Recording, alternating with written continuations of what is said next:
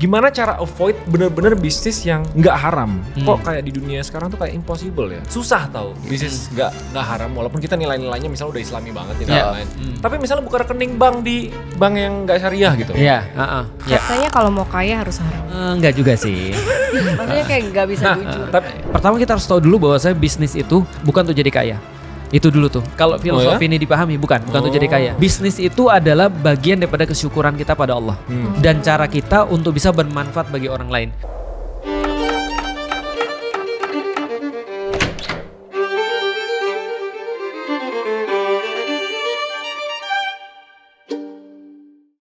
Sebelum mulai, Shalom alaikum.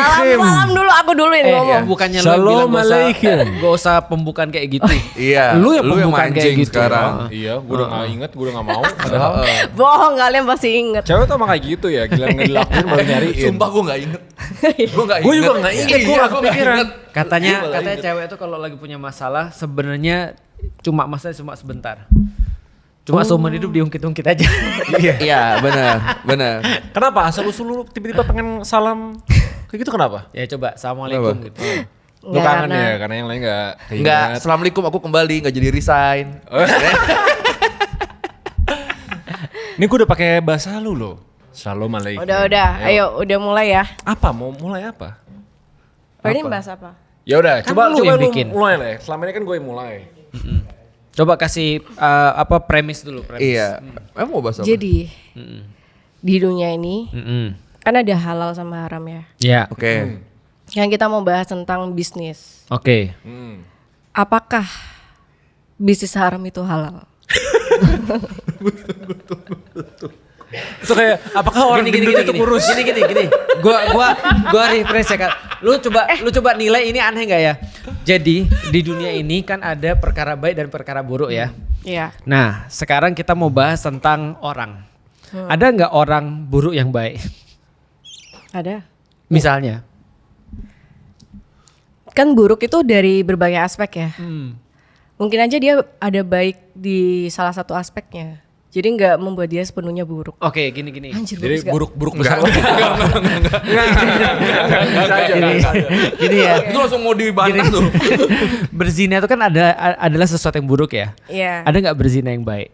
Enggak, tapi kalau dia berzina cuman dia tanggung jawab sama keluarganya. Enggak, tetap enggak. Enggak baik. Enggak, tapi kalau misalnya Susah, soalnya Ustadz tuh kasih konsep yang subjektif kan, baik buruk tuh masih bisa disubjektifkan. Oke. Oke. Gini deh, Haram lu tuh kan- tadi kayak ngomong gini. Kita bahas makan babi yang halal, kayak gitu Ya, tadi lu. ada. Misalnya. Kalau babinya Tapi kenapa babi itu haram ya, Us? itu sudah ya Allah udah berapa pembahasan. kali dibahas. Pembahasan Iya, yang tapi sudah kalau lalu. misalnya dari di hadis itu kan karena dia nggak dibersihkan kan. Enggak sih. Enggak. Terus Emang Iya. haram. Iya, kalau kenapa? kalau halal haram itu ingat gak ya gue jelasin pas kita bahas tentang syariat itu. Jadi kita Enggak. bisa ngambil ibrohnya, ngambil hikmahnya, ibroh. tapi kalau sebabnya itu karena cuma Karena karena memang Allah. aturan Allah Iya. ya. Nanti di surga halal. Jadi babi ibrahnya apa? Ibrohnya babi. Jadi ibroh tuh pelajaran. Iya. Manfaat yang bisa dipetik. Iya, manfaat yang bisa dipetik itu ibroh atau hikmah. Hikmahnya misalnya contoh penelitian terbaru tuh bilang bahwasanya gen babi itu berapa persen ya? 98% kalau nggak salah identik dengan manusia. Makanya ketika manusia perlu katup jantung, itu bisa ngambil dari Babi. Dari sel babi. Oh, Nah, bagus problemnya betul kesesuaiannya tuh segitunya. Problemnya adalah kalau kesesuaiannya seperti itu, kata para ahli sih, kalau misalnya kita makan babi itu sama kayak kita kanibal. Oke, negatifnya di mana? Jauh Negatifnya banyak karena gen itu kayak kita kanibal. Lu tau kanibal gak? Iya tahu. Manusia makan manusia gitu misalnya. tahu. Nah, problemnya ada nanti problematika pada gen, ada problematika pada kerusakan gen. ya atau pada kesehatan dan segala macam. Walaupun tadi ya tidak menjadi kalau kita menghilangkan itu jadi halal gitu maksudnya. Tapi itu ibrohnya aja misalnya. Nah, tapi kalau misalnya mati nih. Apa dia mati? resikonya mati kalau misalnya Oke. dia nggak pakai katup Butuh. jantung babi. Nah, Nggak apa-apa kan? nggak ada masalah. Iya. Betul. boleh. Jadi hukumnya berobat dengan sesuatu yang haram itu hukumnya makruh. Menurut Ustadz Felix, kalau udah last option kita berobat pakai sesuatu yang haram, itu sudah tidak jadi dosa. Iya, Hukumnya jadi makruh. makruh. Karena udah opsi terakhir untuk menyelamatkan nyawa betul. kita. Ada- Sama kayak yang kemarin pas gue bilang makan babi boleh kalau itu tinggal satu-satunya makanan yang tersisa di dunia. Daripada lu makan orang. Nggak mesti makanan yang tersisa di dunia kan. Seandainya kita ke suatu tempat nih, nggak ada makanan lain selain dari babi atau nggak kita mati gitu misalnya. Iya, kalau Iya, sudah iya, itu, kalau iya. nggak mati Iya kan? semua jadi boleh. Iya. Kalau Iya. nggak apa? Misalnya kita Kalau nggak kelaparan. melakukan kita pasti mati, semua Pilihannya jadi itu, boleh. Pilihannya itu. Oh, kalau last optionnya. Pokoknya ya udah last option bener-bener. Bahkan termasuk ini ya, misalnya ada orang yang kita di ruangan tertutup, ada orang mau ngebunuh kita nih, Iya. kita bunuh balik sebelum dia bunuh kita gitu misalnya. Itu boleh. Itu boleh, Self bahkan defense berpahala. kan hitungannya. Bahkan berpahala. Iya. Udah kita udah. Kita yang berlalu biar berlalu. Dia gitu mau ya. bunuh kita. Ya udah. Makanya udah menit nih. Kalau gua itu angkatnya. boleh mah, Oke. lu yang gue bunuh. Kita kan mau bahas bisnis haram. Ya, bisnis haram. Oke. Tapi gue punya statement yang kontroversial. Oke. Apa tuh? Di dunia kapitalisme kayak sekarang, cara paling cepat untuk kita Kaya. melakukan yang haram adalah untuk berbisnis. Iya. Susah tau bisnis nggak haram walaupun kita nilai-nilainya misalnya udah islami banget nih Iya. lain. Tapi misalnya buka rekening bank di bank yang nggak syariah gitu. Iya, Terus ribawi hampir ya. semua bisnis yang dulu ya sebelum gue kenal lebih dalam ke Islam ya, Iya. gue selalu rekomendasiin hutang dengan riba. Tapi dengan kondisi kayak gini, misalnya lu punya produk, lagi siapin inventory nih, lu tahu 3 bulan tuh habis 1.000 piece. Iya. Gue bilang daripada lu pakai cash flow lu mendingan hutangin misalnya Betul. di bunga 10% gitu misalnya. Itu biar cash flow lu lancar. Iya. Nah dulu tuh gue selalu kasih rekomendasi itu dan itu best practice-nya di dunia bisnis. Betul. Riba itu bunga ya. Ya. Ya. Nah makanya gue bingung nih kalau bisnis gimana cara avoid bener-bener bisnis yang nggak haram. Kok kayak di dunia sekarang tuh kayak impossible ya. Apalagi kayak buka rekening di bank kayak biasanya gitu. Iya. Katanya kalau mau kaya harus haram ya. Enggak juga sih. Maksudnya kayak nggak bisa jujur. Tapi gini, kalau mau kaya nggak mesti haram. Tapi kalau paling kaya menurut gue pasti haram. Pasti haram kan. Kalau lihat statistik ya, lihat statistik ini ngomong paling kaya ya. Bisnis itu ada dua. Pertama adalah sistematisnya, yang kedua adalah teknisnya. Secara teknis sebenarnya nggak ada halal dan haram sih. Yang ada adalah yang bagus dan yang lebih bagus kalau secara teknis gitu kan ya. Tapi kalau secara sistem, sistem ini yang sebenarnya mengarahkan orang jadi sulit ketika mau baik. Jadi contoh gini misalnya ya. Kalau misalnya ada orang jujur, tapi di sebuah perusahaan yang toksik semuanya bohong, orang jujur ini pasti nggak akan naik-naik. Karena misalnya dia nggak bisa jilat atasannya, dia nggak bisa faking, dia nggak bisa misalnya kayak membohongi laporan dan segala macam. Dia mau jujur, nah dia nggak akan berkembang di situ. Walaupun mungkin dia barely alive gitu ya. Nah itu sistem. Nah jadi bayangkan kalau satu perusahaan aja, kalau ada yang satu perusahaan toksik, ada satu orang jujur, itu sulitnya minta ampun. Gimana kalau seandainya sistem ini sampai ke satu negara misalnya? Oke. Nah itu kan lebih sulit lagi kan ya. Artinya bukan hanya satu individu jujur yang nggak bisa bertahan, tapi bisa jadi satu perusahaan jujur atau satu bisnis jujur nggak bisa bertahan. Mudahnya begini misalnya, di sosial media misalnya, orang-orang pada klaim ketika berbisnis pasti klaimnya overklaim. Nah, itu kan menyulitkan orang-orang yang jujur kan, yang mau misalnya mendeliver produknya apa adanya, dia harus overklaim juga. Misal contoh kayak gini ya, yang teknis, bukan yang teknis, yang contoh yang nyata. Istriku buka bisnis travel misalnya. Di bisnis travel itu harga itu pengaruh banget. Coba lu bayangin ya. Pergi umroh dengan harga misalnya 20 juta misalnya. Murah amat tuh. Murah amat kan ya. Sedangkan misalnya aku buka misalnya 50 atau 60 juta misalnya taruhlah begitu ya. Nah, tapi problemnya adalah 20 juta ini ternyata tidak berikut yang perkara-perkara kayak misalnya visa, lalu kemudian Tidak kayak termasuk. kayak handling, lalu terus kemudian makan bahkan dan segala macam. Cuma gara-gara dia sudah promo duluan, orang jadi perhatian, attention is everything kan gitu kan ya. Nah itu baru perkara-perkara kecil, apalagi perkara-perkara yang besar kayak tadi. Contoh kayak gini misalnya ya, perkara misalnya kayak ribawi, aku sepakat banget kalau di kapitalis, kalau kita murni jadi orang baik itu sulit banget berkembang sampai puncak. Iya. Contoh ya, Jadi ya? nih coba kita lihat duit apa yang beredar luas di Indonesia? Duit rupiah. Bukan, rupiah jelas Itu itu, mata duit uang. beredar dari Oh, mata itu mata uang. uangnya Tapi memang. kalau lu berbisnis nih, lu mau bisnis apa? Langsung Yang paling sekarang. menghasilkan banyak uang. Yang menghasilkan banyak. Gua kasih dua pilihan ya. Satu, kalau lu mau berbisnis dengan banyak uang, satu, lu harus cari barang yang mahal atau barang yang banyak diperlukan orang. Barang yang mahal. Iya, jual contoh ya. barang. Ya, lu mau Iya, jual barang yang premium. mana? Lu Lu mau jual jual yang mana? berlian misalnya, lu jual emas misalnya, atau lu jual barang yang diperlukan orang. Lu mau yang mana? Yang Kira diperlukan orang sih. diperlukan orang. Apa misalnya yang lu mau jual supaya lu bisa kaya? Aku nggak mikirin kayanya sih kayaknya. Kalau Nggak, kalau kalau aku pengen jadi kaya, Iya, lu mau bisnis apa? Bisnis makeup mungkin. Oke, skincare aku udah duga. Lu masih orang baik. Aku mau nanya sebelum nanya Raymond. Emang karena apa bisnis jahat? Oh, nanti aku liatin. Narkoba. Karena di ruangan ini, belum. di ruangan ini Bukan. kita tahu yang paling licik adalah Raymond. Ya. Bukan licik, pinter. Nggak, itu bener. Gue Iya. haramnya paling banyak dari Betul. bisnis menurut gue. Artinya kalau di ruangan ini ya ada orang yang paling smart untuk tahu cara-cara jahat itu Raymond. Maka aku mau nanya dia dulu. Lu mau bisnis apa kalau lu mau kaya? Kalau saya mau kaya, Iya. saya akan bisnis travel umroh. Gak kaya lu, jelas gak kaya. Jelas lu gak kaya. Kok bisa nggak kaya? Nih coba kita tanya Raymond. Ray, kalau lu mau kaya lu bisnis apa? Jujur jawabannya nggak boleh dibaik-baikin. Iya, gue kasih bisnis margin tinggi. Apa misalnya? Yang ibarat produk modal 10.000 gue jual 1 juta. Oke, bagus banget. Normal nggak sih? Bagus banget. Itu sangat normal. Nanti aku akan tunjukin cara lebih jahat daripada dia. Apa misalnya, Ray? Bisnis minjemin duit. Minjemin duit. Selain itu Oh, apa lagi, Ray? dukun. Enggak apa sih? Kayak jauh banget gitu ya. Apa sih? Kan bodohin orang. Kalau gua kira-kira gua bisnis apa? Apa? Bisnis tambang. Kelapa sawit. Lebih jahat kan sama Tambang. tambang. Bukan sawit. Lebih jahat kan gua daripada Raymond kan? Iya, lebih jahat. Nggak Nah, bisa, kok artinya, bisa jahat? itu kaya banget. Lu bahkan nggak perlu modal sama sekali ketika lu bisnis tambang. Kok bisa nggak butuh modal? Tadi aku bisa minjem di bank ketika aku punya misalnya satu bisnis. Contoh ya, aku nguasai satu konsesi misalnya. Konsesi itu aku bisa jual ke bank. Ya. Aku bisa terus kemudian ngumpulin duit dari situ. Aku bisa ambil semua barang-barang yang ada di situ dan itu berarti nol modalnya. Karena diambil dari perut bumi. Yang aku perlu adalah konsesi doang. Oh. Kan gak ada harganya kan pas dibawakan ya. Ekstrak. Dan untuk operasional ekstraktif, untuk ekstrak itu aku tinggal pakai terus kemudian pinjaman duitku di bank. Setelah itu aku jual dengan harga mahal banget dan itu pasti diperlukan sama orang. Emang di tambang ada apa aja ya? Oh, banyak banget. Emas gitu ya? Ya, ini Rare earth tambang. mineral tuh banyak banget. Iya. Contoh misalnya ya, nikel misalnya. Nikel buat apa? Batu bara. Nikel buat apa namanya? Bangun rumah. Eh, Aku nggak dari dulu memang nggak paham tentang bisnis tambang Oke. sih. Cuman aku tahu bisnis tambang bagus. sering licik gitu kan. Bagus.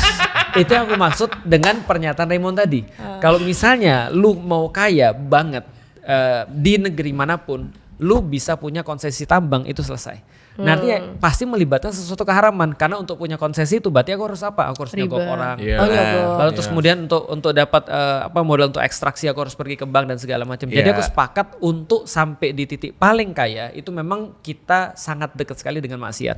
Tapi kalau cuma untuk menghidupi keluarga gitu kan, misalnya kayak aku misalnya, kayak Koi misalnya milih bisnis travel atau jual buku dan segala macam, bisnis edukasi dan seterusnya, itu jauh lebih mudah, lebih murah dan bisa untuk bisa untuk survive. Iya, survive. Cuman nggak akan kaya. Iya. Oh, Nggak iya. akan kaya Kalau banget sampai- gitu maksudnya. Dan di Islam juga nggak boleh bisnis tambang kan? Betul, karena itulah Islam. Karena Islam tuh tahu kalau ada orang jahat kayak aku dan aku mau untuk berbisnis dengan cara jadi kaya banget, dia membatasi itu supaya tidak terjadi dengan sistem itu. Maka aku bilang kan dari awal sistem. Nah, makanya di dalam sistem Islam misalnya dibatasin individu nggak boleh ngambil bisnis yang itu kemanfaatannya harus untuk orang banyak seperti tambang. Nah, itu cara Islam membatasi. Sehingga contoh aku bisa bergerak di consumer goods misalnya. Berarti kalau misalnya aku mau jual misalnya kayak daily life kalau barang harian tuh namanya ya consumer goods Consumer ya. goods lah. Ya aku mau jual misalnya pasta gigi misalnya. Ya aku bisa jual pasta gigi dan Koi pun juga bisa. Kita bersaing secara sehat, kita bersaing secara fair. Nah, itu bisnis di titik itu pun masih bisa berpotensi haram kan. Iya. Tapi setidaknya tidak langsung seperti bisnis yang kayak tadi. Nah tapi kan misalnya mau taat banget nih Ha-ha. sama Islam. Betul. Gimana caranya berbisnis tapi bener-bener avoid hal yang haram satupun? Oke, pertama di zaman sekarang ya. Iya, pertama kita harus tahu dulu bahwa bisnis itu adalah bukan tujuannya di dalam Islam, bukan untuk jadi kaya. Itu dulu tuh. Nah, kalau filosofi ini dipahami, bukan untuk jadi kaya. Bisnis itu adalah bagian daripada kesyukuran kita pada Allah. Dan cara kita untuk bisa bermanfaat bagi orang lain. Nah, ini dulu yang harus dipahami. Kalau filosofi ini udah dipahami, itu mudah banget untuk filosofi-filosofi yang lain. Jadi dari awal Allah tuh sudah ngasih tahu kepada manusia bahwa saya kayak gini, kalian tuh kayak pohon kurma. Kalian tuh kayak pohon kurma, kalian berusaha untuk jadi pohon yang benar-benar akarnya dalam, bisa nyerap apapun dari tanah. Kalian punya batang yang kokoh untuk bisa menumbuhkan daun-daun supaya bisa berfotosintesis dari matahari. Lalu kalian melakukan itu semua untuk berbuah dan bukan kalian yang nikmati buah itu, tapi untuk orang yang lain. Tapi bukannya ada dalilnya untuk mencari nafkah sebanyak mungkin ya gitu? Nah, mencari nafkah sebanyak mungkin adalah bagian daripada perantara. Jadi bagian daripada proses, bukan tujuan. Tujuannya mencari banyak-banyak itu untuk apa? Wa mimma rozaqnahum yunfikun, kata Allah. Agar menjadi menjadi rezeki bagi orang yang lain. Jadi sebagian daripada harta kita itu miliknya orang-orang yang lain. Kerja gitu ya. Betul, artinya di dalam Islam tuh sederhana banget. Di awal-awal ketika kita berbisnis, kita tuh mau nolong orang. Kita tuh mau nolong orang tujuannya. untuk sebagai manusia. Yes, Tapi baik. untuk kepada Allah, ini bagian kesyukuran kita. Karena aku pernah bilang bahwa saya di dalam Islam kerja, bisnis dan segala macam itu bukan menjadi sebab rezeki, tapi menjadi kesyukuran karena Allah sudah ngasih kita segala sesuatu. Allah ngasih kita tangan, Allah ngasih kita pikiran. Nah, kita gunakan untuk bersyukur dengan cara apa? Dengan berbisnis. Kalau tidak melakukan sesuai dengan anjuran itu berarti berdosa atau enggak? Kalau tidak, kalau dari awal sudah salah niatnya, misalnya contoh ya, dia bisnis untuk kaya tok misalnya, atau kaya untuk misalnya kaya aja, atau misalnya kaya untuk kepentingan dirinya, ya berarti dia mungkin nggak dosa selama dia tidak melakukan perkara-perkara dosa, tapi dia juga nggak dapat pahala. Apa? Mubah. Berdosa tidak berpahala. Makruh. Tidak berdosa tidak berpahala. Tapi yang di Islam yang boleh punya bisnis tambang siapa? Enggak boleh bagus. kan? Tapi benar-benar kan karena tidak boleh dimiliki Iya. perorangan kan. Terus siapa Ya, yang boleh? Rasul Harus berkata masyarakat, bahwasanya itu harus dinikmati oleh semua orang. Jadi masyarakat itu berserikat, artinya masyarakat itu saling berbagi dengan yang namanya bisnis-bisnis tambang atau bisnis-bisnis segala sesuatu yang ekstraktif tadi. Nah, karena itulah yang menguasai itu adalah siapapun. Dalam hal ini bisa jadi negara, tapi semua digunakan untuk kepentingan rakyat. Sebenarnya sih di Indonesia pasal 33 udah memfasilitasi itu sih, bumi, air dan kekayaan alam di dalamnya diurus ya oleh negara dan dipergunakan sebesar-besarnya untuk kemakmuran rakyat kan gitu. Nah, itu udah sesuai dengan sistem Islam banget. Tapi masalahnya adalah sekarang nggak gitu, karena sekarang tambang itu konsesi. Apa itu? Konsesi itu adalah sebuah hak yang diberikan Intinya kepada orang untuk mengelola rebut-rebutan itu. izin lah, Iya, siapa iya. yang punya izin Izin dia Emang bisa. tambang itu nggak bisa habis ya? Tambang bisa habis. Suatu hari bakal Tambang habis. Iya. Udah habis nggak? Tapi enggak masih Hampir kalau di beberapa tempat. Tergantung lokasinya di mana. tergantung Kalau yang udah lokasi. lama, makanya kenapa itu mahal banget? Iya. Karena dibutuhkan semua orang, tapi terbatas. Betul. Contoh misalnya kayak gini. Kayak minyak Venezuela. Minyak goreng. bukan Minyak bumi. Minyak bumi. Kalau minyak goreng sawit. Sawit Iya, itu sawit. naik. Sawit. Sawit tuh paling banyak dipakai untuk minyak goreng. Bensin, Itu yang bensin. itu haram. Bensin. Biodiesel juga dari sawit bisa. Tapi yang dimaksud adalah minyak bumi. Minyak bumi itu misal contoh Venezuela tuh cadangan terbesar kan? Ya makanya dia di Paling banyak. jajah. Yang Intinya kemarin presidennya Trump itu ya? diculik sama Trump. Iya. Kenapa? Iya, Amerika kenapa? Kan dia punya Iya. cadangan minyak terbesar di Nguasain dunia. Minyaknya Venezuela. sekarang dunia itu bergerak dengan petrol, dengan minyak. Orang bilang bahwasanya siapa yang menguasai petrol, dia menguasai ekonomi. Iya. Makanya namanya petrodolar. Dolar itu sebenarnya semenjak dia lepas dari emas, dia bukan di underlaying dengan emas lagi, bukan dijamin dengan emas lagi, tapi dijamin dengan petrol. Nah itu parahnya tuh. Artinya kalau misalnya minyak ini bisa dipolitisasi, dia nguasai dunia.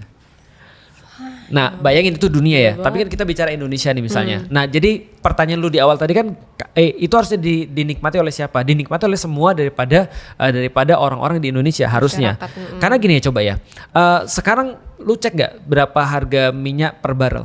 Oh lupa lagi kalau minyak. Pokoknya dalam US ya, Iya. berapa ratus US gitu per barrel kalau setauku ya. Tapi pertanyaan sederhana, kalau misalnya ada orang ekstrak minyak dari perut bumi di Indonesia, itu nilainya berapa sebenarnya? Murah. Bukan hanya murah, nol sebenarnya nilainya. Iya. Sehingga biaya yang dikeluarkan harusnya biaya ekstraksi kan. Maka sekitar tahun 2008 kalau nggak salah, itu Kian Gi itu pernah ngitung biaya operasional untuk narik satu barrel dari perut bumi Indonesia itu cuma Rp500. Artinya sebenarnya minyak di Indonesia tuh bisa dijual murah banget. Dia ekstraksi terus refinery dan segala macam. Paling ya seliter bisa Rp2.000-3.000 sebenarnya. Oh. Iya. Enak kan sebenarnya kan ya. Tapi sekarang dijual berapa? Jutaan.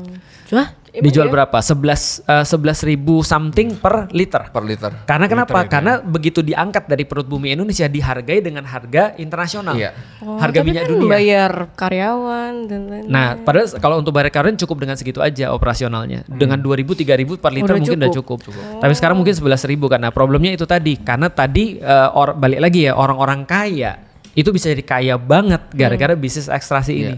Nah, jadi balik lagi kepada bisnis yang halal dan bisnis yang haram ya. Nah, itu yang mengokekan pernyataan Raymond bahwasanya kalau orang pengen kaya banget, kalau untuk halal sulit sih. Nah, tapi anggap kita turun dikit ya. Iya. Bisnis sehari-hari deh. Oke. Yang warung daily. lah, apalah Iya. gitu. Misalnya paling basic ya, buka rekening di bukan bank syariah. Oke. Seperti Misalnya apa gitu. ya?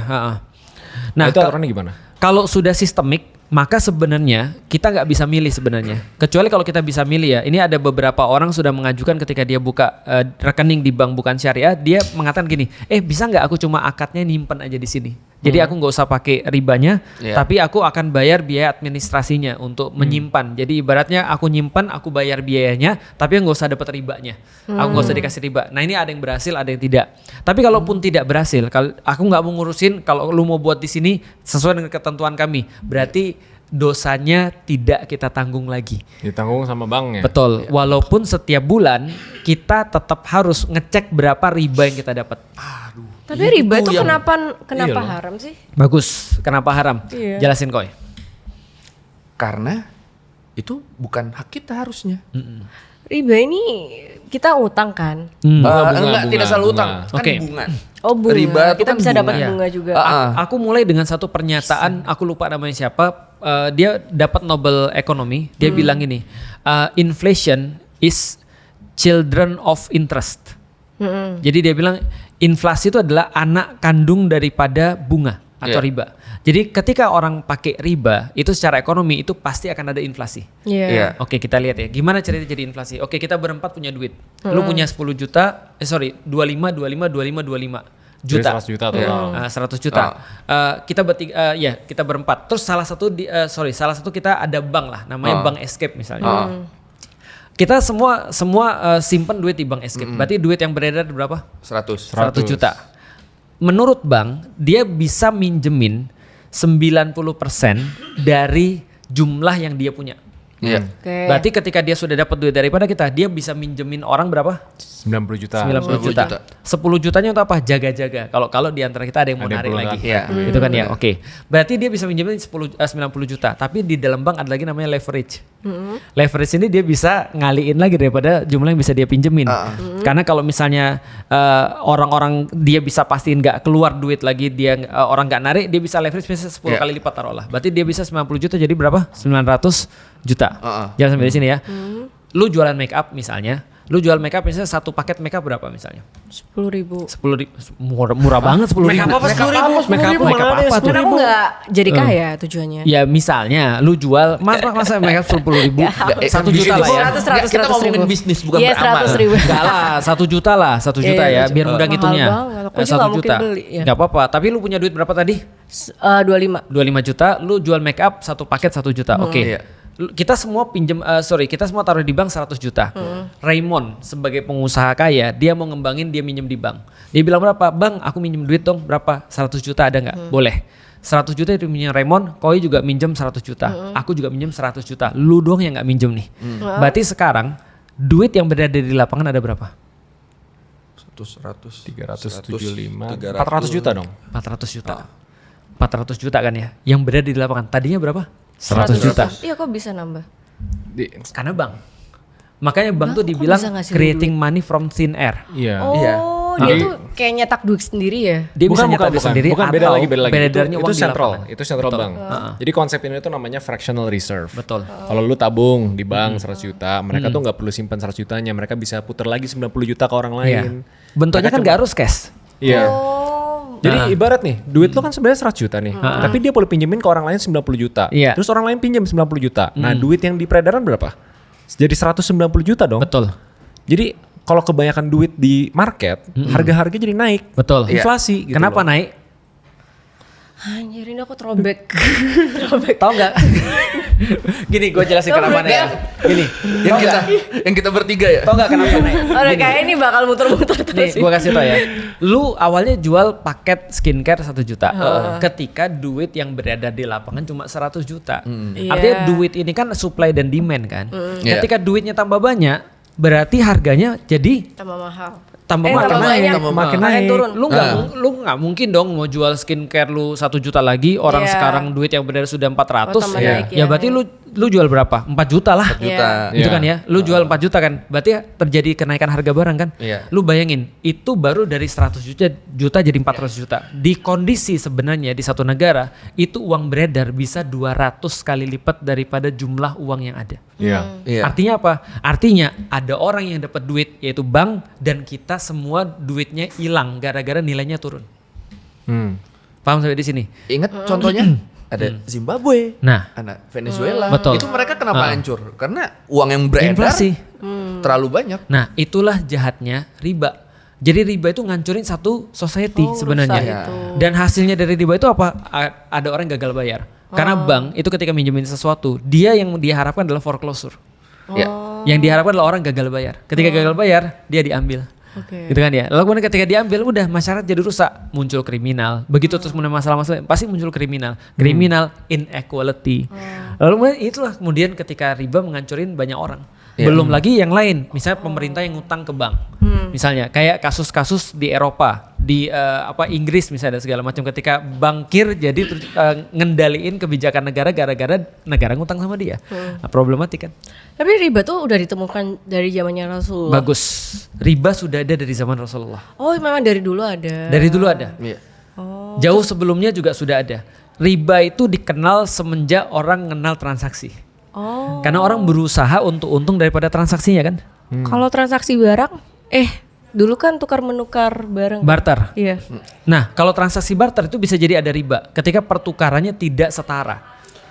Masalah barter tuh kan, misalnya gue butuh cabe, Iya. lu butuh kambing. Ah, kan nggak ada titik tengahnya nih. Iya. Berapa kilo cabe yang harus gue kasih ke lu biar lu Iya, ngasih benar. kambing ke gue Iya. kan. Nah itu potensi di situ besar jadinya kan. Besar. Itu kan potensi ikhlas aja gak sih? Ya bisa sih. Kalau ikhlas bukan jualan namanya. Ya, cuma kalau udah ikhlas ya udah, Iya. nggak jadi transaksi. Kalau itu Iya. bukan jualan namanya. Namanya ikhlas namanya. Sedekah namanya itu. Kalau terlalu Bank juga kalau lu minjem, ini ikhlas ya udah nggak ada ribanya selesai nggak apa-apa Kalau kayak sedekah gitu. nggak ada kan ribanya beda. sedekah. Sebenarnya bukan, kalau bahasa simpelnya ya, dengan riba kita bisa menguasai hajat orang. Betul. Dia Iya. kan kayak gitu. Iya. Tapi bukan cuma riba doang, tapi konsep hutangnya kan. Misalnya kalau Betul. dengan riba kan harus dibayar atau Betul. enggak ada barang yang kita ambil. Betul. Kalau misalnya menghutangkan, kalau di Islam kita boleh menghutangkan Ya. asal nggak ada riba.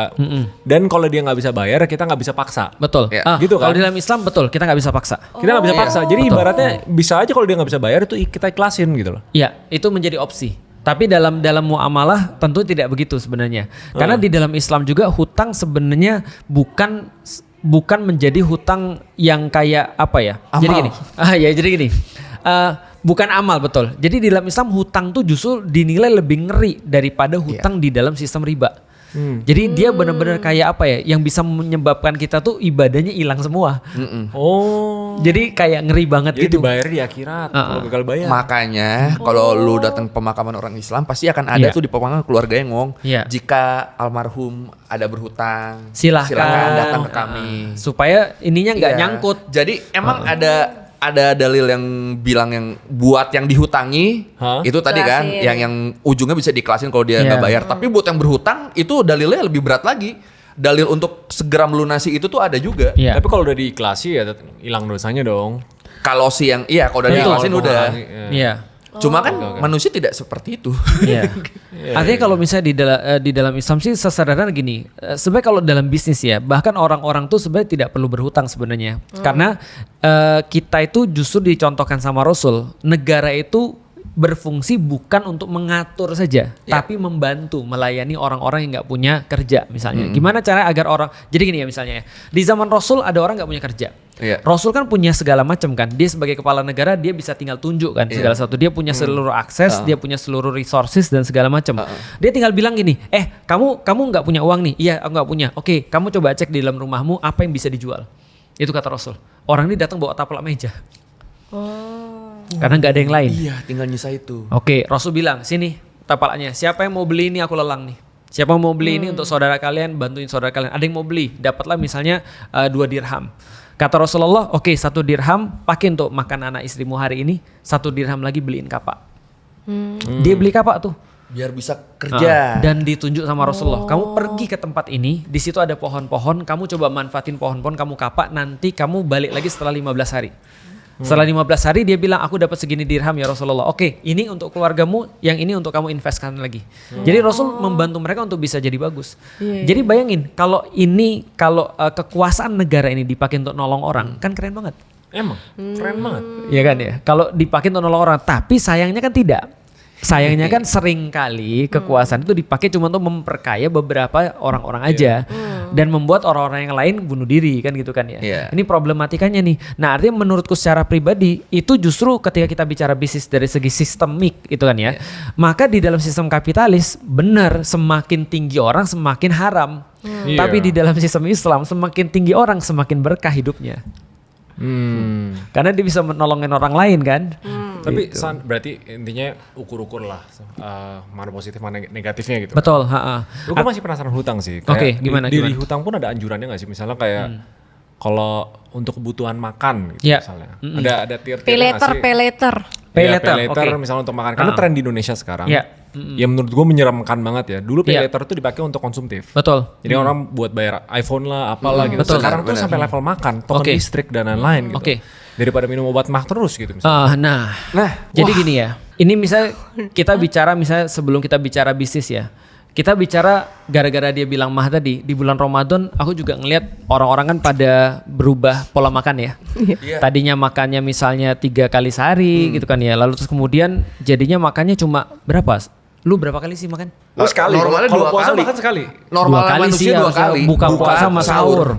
Lu sahur pakai apa? Oh sekali, sahur minum air doang loh. Nah, itu pertama ya perubahan pola makan. Yang kedua perubahan pola tidur. Bener. Ya kan? Karena kita baru tidur misalnya jam 10, jam 12. Mending. Kalau saya tidurnya jadi habis subuh. Oh, tahajud ya lu ya? Jaga biar nggak Oh, kelewatan jaga sahur. ronda. Iya. Oh, soalnya lu takut sahurnya telat. Iya, Artinya bener. perubahan tidur kita juga Berubah. aneh gitu. Metabolisme ngaruh tuh pasti. Betul. Sama satu lagi, stres. Oh iya, stres sih yang. Stres. Katanya mah. Iya, Itu karena dipicu sama stres paling tinggi ya. sebenarnya bukan emas sih, asam lambung. Asam Asam lambung lambung, naik iya, tuh sorry. dari stres juga. Nah, asam lambung kan jadi stres, perubahan pola makan, perubahan pola tidur kan. Iya. Nah, itu tuh berpengaruh tuh di bulan Ramadan tuh. Nah, makanya sebenarnya aku mau ngenalin. Biasanya kan orang-orang kan sebel sama polisi nih. Tapi gua Dipakai jokes ya. punya kenalan polisi yang baik. Polisi apa tuh? Coba lu kenalin dulu dong. Polisi yang baik adalah polisi lain. Nah, tahu nggak kenapa? Karena dia bisa menetralkan asam lambung tadi yang gue bilang. Benar. Oh. Benar. Lu kan Fer yang paling sering ada masalah. Ini Iya. nih paling bermasalah sama asam lambung. Karena lu Iya. stres kan. Nah, Karena begitu stres. asam lambungnya itu naik, dia harus dinetralin. Gini Ini lu kan lihat dulu yang nih. suspensi kan ini Ya, kan? ada yang suspensi. Oh iya, ada yang tablet juga. Ada. Kalau tablet itu bentuknya padat, ya kan? Kalau suspensi itu bentuknya cair. Kalau misalnya lu merasa asam lambung lu naik, lu bisa minum ini pas sebelum subuh. Iya. Heeh. Kan ada pepatahnya. Sebelum buka puasa dengan makanan yang pedes nampol, pakai polisi lain yang formulanya jempol. Oh, biar bisa Enggak. terus gaspol. Iya. Lanjutin. Lu. Pol, pokoknya polisi lain adalah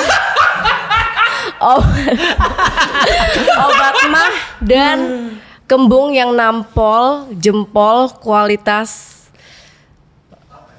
polan. Tadi kan udah. Emang lu baru lihat polisi lain yang jempol maksimal ini? Iya, yang cair. Kalau yang tablet aku sering lihat. kalau gua malah yang Gue suspensi soalnya udah lebih suka yang cair. andalan dari Karena lama. rasanya enak. Iya. Rasanya kayak ada min-min gitu loh. Dan gua kalau Oh iya, ditanya segar gua bisa ini, buktiin men. kalau gua pakai polisi lain dari dulu. Gimana? Buktinya wallpaper gua aja polisi lain. Buat ngingetin gua kalau udah mulai nggak enak, lihat Iya, gua iya. KP, oh iya ini solusinya, langsung polisi biasanya kan lain. bini biasanya. Iya, langsung polisi lain. Biar kalau Solusi ini Imah, buat reminder gua nih. belum tuh. ada lagi gua ya. Reminder gua polisi lain. Beli di mana sih kayak gini? Belinya ada di supermarket pasti ada. Di Apotik warung. ada. Apotek dan Apotik, toko warung, dan supermarket. minimarket Iya. ya. Atau kalau lu misalnya udah sakit banget nggak bisa nyari kan, Iya. bisa cari di toko-toko Iya. online. Ya, makanya balik ke pertanyaan gua. Iya. Hutang untuk Oke. kebutuhan primer. Oke, jadi kalau bisnis untuk kebutuhan primer tadi ya. Kehidupan berarti ini. Ah, ah. Tadi kita agak sedikit keluar dari bisnis tentang hutang itu sendiri. Gue Oke, penasaran sih. Oke, ini jawabannya. Kita harus membedakan dulu antara hutang dengan mental konsumtif. Yang masalah bukan hutangnya, tapi mental konsumtifnya. Ini yang pertama harus kita kasih tahu dulu. Karena gini ya, orang-orang di zaman sekarang tuh problemnya adalah kita berada di sistem yang sistem ini senantiasa membuat kita untuk konsumtif. Benar. Karena masalah ekonomi kapitalis ada 2. Satu fair. Ayo lo. Masalah ekonomi kapitalis ada 2. Emang ada masalah ya? Ada masalah mereka. Ada. Jadi menurut para ekonomi kapitalis, masalah ekonomi kapitalis itu ada 2. Satu produksi, 2 konsumsi. Oke. Jadi semakin besar produksi maka mereka bilang akan semakin tumbuh ekonomi, dan semakin besar konsumsi maka akan semakin tumbuh ekonomi juga. Nah problematikanya ada di titik itu, ketika ketika produksi dibesarkan sebesar-besarnya, akhirnya yang rugi adalah orang-orang yang ada di pabrik. Yaitu para pekerja dan segala macam. Maka kan muncul teori sosialisme ketika merespon kapitalisme kan, karena ketidakadilan pada orang-orang di proses produksi. Nah di proses konsumsi yang terjadi adalah justru jor-joran advertisement, iklan dan segala macam agar orang tuh mau konsumtif. Maka contoh misalnya ya, dibuatlah kalau nggak bisa 1, 2, kalau nggak bisa 2, 3, nggak bisa 3, 4. Itu yang terjadi kemarin ketika subprime mortgage tahun 2008. Itu ketika supply barang waktu itu adalah properti lebih besar dan kemudian digoreng besar-besaran, jadinya terus kemudian bubble ekonomi kan. Ketika bubble ekonomi kayak balon ditiup terus besar padahal nggak ada isinya. Begitu terus kemudian dapat satu misalnya problem pecah. Jadi krisis ekonomi kan gitu kan ya. Nah, jadi itu karena ada perilaku konsumtif itu. Misalnya contoh kayak gini ya, perilaku konsumtif ya. Aku pegang handphone misalnya, ini baik-baik aja nih handphone nih.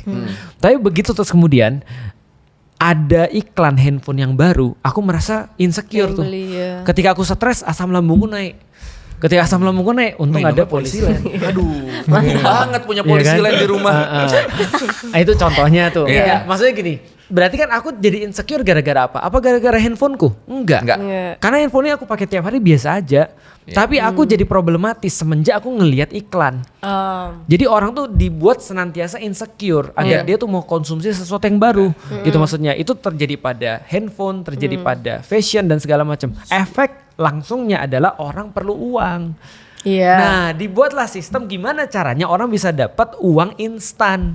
Itulah muncul pinjol. Jadi boleh nggak boleh. Mentalnya. Nggak boleh. Tapi kalau secara agama, nah secara agama tadi mental konsumtif ya nggak boleh. Semua pinjol semua itu kan semua So far yang gue tahu semuanya riba. Iya. Maka lu coba lihat ya, lu coba lihat di dalam sistem kapitalisme di mana terus kemudian tadi mental konsumtif itu dinaikkan, pasti ujung-ujungnya duit yang didapat atau pinjaman untuk pembelanjaan konsumtif, bukan produktif.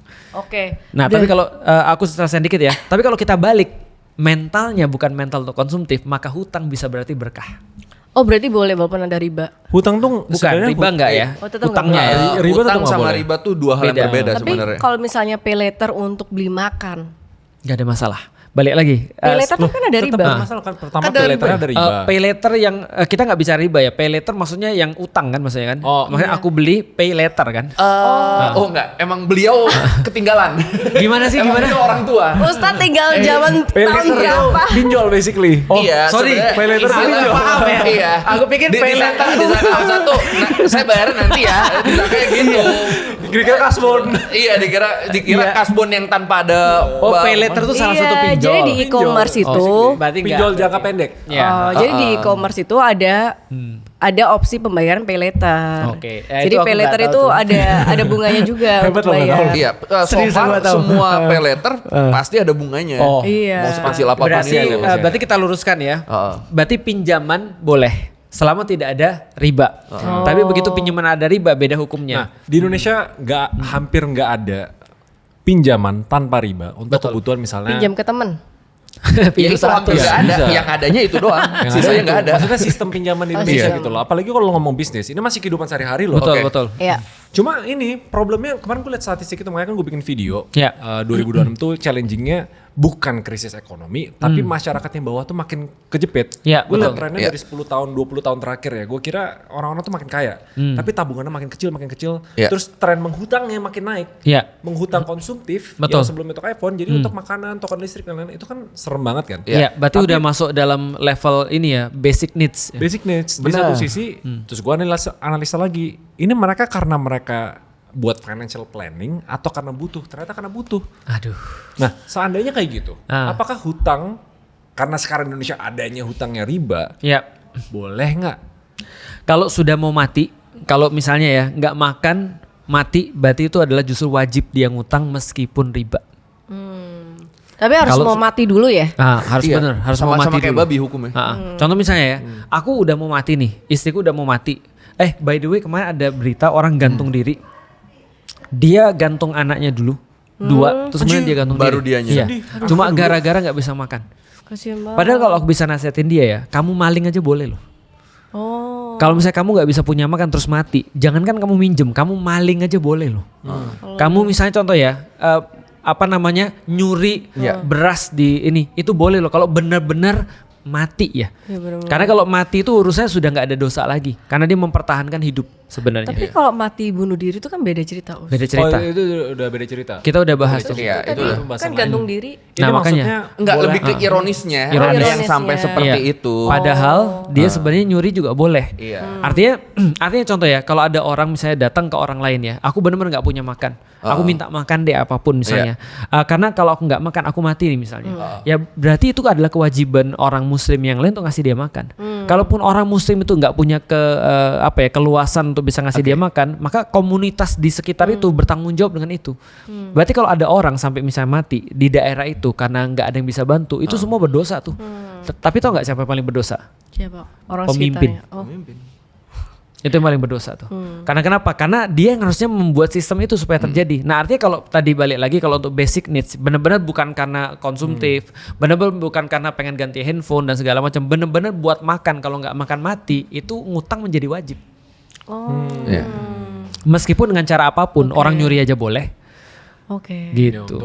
Memberlangsungkan hidup. Iya, tapi sebagian besar, emang ada datanya nggak sih sebagian besar orang pinjol gara-gara apa sekarang? Nggak sedetail itu, tapi trennya ke arah Banyak yang ke arah situ. tunjukkan untuk kebutuhan primer. Iya, jadi orang sudah sampai bukan cuma konsumtif lagi ya, tapi sudah sampai doruriyah ya, darurat ya. Kayak listrik lah, token listrik, makanan sembako, gitu-gituan.